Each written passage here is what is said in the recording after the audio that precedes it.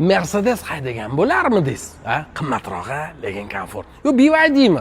BYD arzonroq-u, lekin navroti Mercedes emas desangiz, ikkalasini chachishtirib yuborgani bor. Shunaqasi bo'ladimi?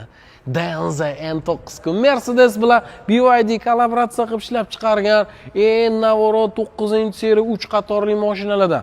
Turgan joyini o'zida bundoq aylanadi. Stankaga kirib ketish juda ham oson. Krab bo'lib yurib ham beradi.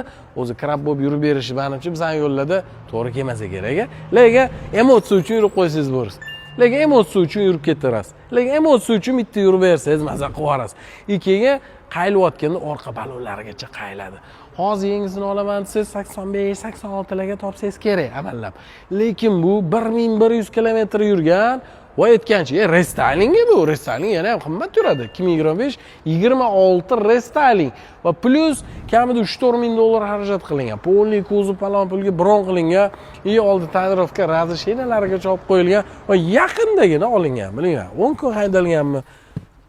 10 kun haydalganmi? 20 kunmi? Atigi 1100 kilometr yurgan 2025-26 restyling. Restylingda liderlarda, ya'ni tikta funksiyalarida farq qiladi.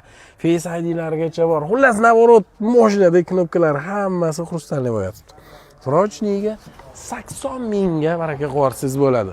Siz 85-86 mingga olib, yana 3-4 ming xarajat qilib, bron qildirib, vaqtingizni, umringizni tejaydigan odam bo'lsangiz, maza qilib shundoq telefonga baraka qo'yadigan joyi.